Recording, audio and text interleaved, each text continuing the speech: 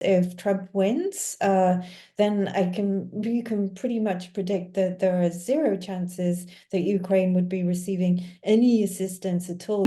Catherine, we watched quite a bullish President Putin do his address. He definitely had an aura of confidence about him, of optimism about him, probably buoyed by the decision by Viktor Orban to block some of the money from the EU. And of course, Zelensky has been struggling in America to get that financial support. What's your sort of reaction to the confidence we saw from Putin?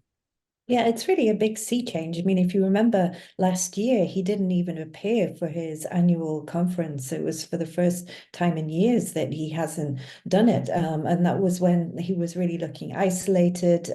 Inside the elite, there were deep divisions over the conduct of the war. If you spoke to some members of the elite privately, they would say this is a huge catastrophe for Russia. They saw like 30 years of empire building go up in smoke, and they were all very worried. Now that's really changed over the summer, and firstly that's because the Ukrainian counteroffensive didn't achieve the results that were hoped for, and that's because the West didn't supply them with adequate amounts of weapons, mostly air cover. Many NATO members and other Western officials would never try to launch that type of offensive without air cover when Russia has had so much time to lay kind of deep minefields and build huge defenses. It was really going to be very, very hard for Ukrainian troops to break through a 600-mile front line. So, and Putin can really now see the Western resolve crumbling. I mean, last year he was trying to tout this line that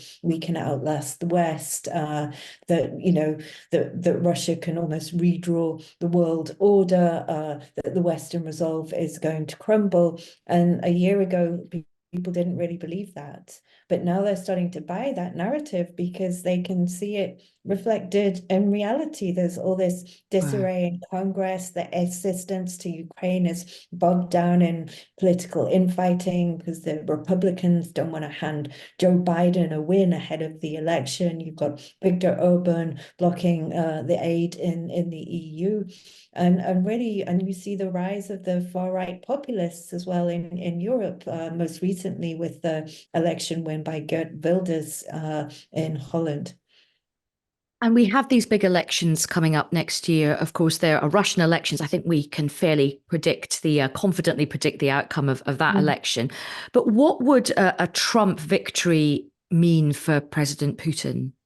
Yeah, this is the other big thing that Putin is waiting for next year, because if now assistance to Ukraine is facing difficulties getting through Congress, if Trump wins, then you can pretty much predict that there are zero chances that Ukraine would be receiving any assistance at all. You already saw Trump during his first presidency try to hold military assistance to Ukraine hostage to his own political agenda. He wanted Ukraine to come up with dirt on Hunter Biden, Joe Biden's son, and he was using that as leverage in the supply of weapons to Ukraine. And we've heard him state very clearly that if he were president, he would be able to bring an immediate peace to Ukraine, which would basically mean kind of assenting to all of Putin's demands. And then you will probably see a continuation of his agenda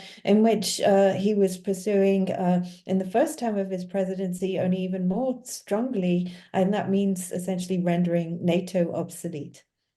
Catherine, do you think that there will be Russian interference in the upcoming US elections because the stakes are so high for President Putin? I guess we have to see. I mean, it's not really clear. We know very clearly that in 2016 that Trump was receiving some degree of Russian support. There was Russian interference. US investigations have found that. I think we're going to see an activation on that front. There will be the Russian bots in full force. They've been very quick quick to adapt to new realities. Of course, there are sanctions now, which makes it harder for Russian money to move across the globe, but they're also very quick to adapt, and no doubt we'll see money pouring into campaigns. And then briefly, let's talk about what President Putin's reaction would have been to this decision to allow these accession talks to continue with Ukraine and the EU basically signaling to Ukraine, we're ready for you to join the EU. How will he feel about that? I think, that's definitely a blow, because if you think about it, all this began over Ukraine's wish to kind of enter into a trade agreement with the EU. Yanukovych was pursuing this trade agreement with the EU back in 2013. Putin got upset because he saw that as Ukraine withdrawing from Russia's sphere of influence. Yanukovych withdrew from the talks. There were protests, which then led to the state of affairs that we have today. Yanukovych was fled because he feared the protests. And in response, Russia moved to take Crimea and start this proxy war in East Ukraine, in Donbass. So he's going to be very upset, really. So beneath all his bluster at the press conference, the next day, you have the EU agreeing to Ukraine's accession. And that's really going to mean that he's going to dig in even harder now and try to, one, undermine the resolve of the EU, and two, undermine Ukraine. We're going to see an intensification of the attacks over winter as they try to cut off energy supplies and undermine the resolve and will of the Ukrainian people to fight. Wow. And look, we've talked about this sort of confidence from President Putin, but there are still risks to his position. Just talk to us a bit about that. Yeah, so he clearly thinks he can outlast the West, that he sees our will crumbling already and all these political blocks in the way. Yet, if the West is able to get its act together and overcome these obstacles, then really for Putin, there are risks too the longer the war goes on. We already see some of the soldiers' mothers trying to get organized, trying to launch protests, because obviously casualties and deaths are mounting. I think the Western officials have put it as recently as high as 136,000 dead, which is an enormous amount. That's only going to increase the longer the war goes on. And also Russians' pockets are being hit very severely by the huge ramp up in military spending as that Putin has engaged in, as he's put the economy on a war footing. By some assessments, consumer inflation is now at 16%. We know the price of eggs has gone up 45% this year. And you even saw in this very carefully engineered, manufactured atmosphere of Putin's press conference, he couldn't bat off these questions. They were still appearing from Russian citizens upset at the cost of living. That's so interesting. And those kind of differences to people's lives can be very, very powerful. And Catherine, final question to you: the issue of Putin's opponent Navalny. What do you think has happened to him? Is there a chance he has escaped, or do you think it's more sinister? Has he been harmed?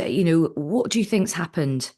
I'm very afraid for Navalny. I really think there's zero chance he could have escaped. And I think it can't be a coincidence that he disappeared a few days after his organization, the anti-corruption organization, had placed billboards in Moscow. They placed billboards. They were able to get past censorship by putting billboards which said, Happy New Year, Russia. And yet, if you clicked on the QR code on these billboards, you got to a website which said Russia without Putin, and it was encouraging Russian voters to vote against Putin and to try and encourage others to do so as well. And I really don't think it's a coincidence that Navalny disappeared straight after that stunt. Well, Catherine, what a fascinating conversation we've just had. Thank you so much. What an interesting update on what's happening in Russia. Thank you so much for your time.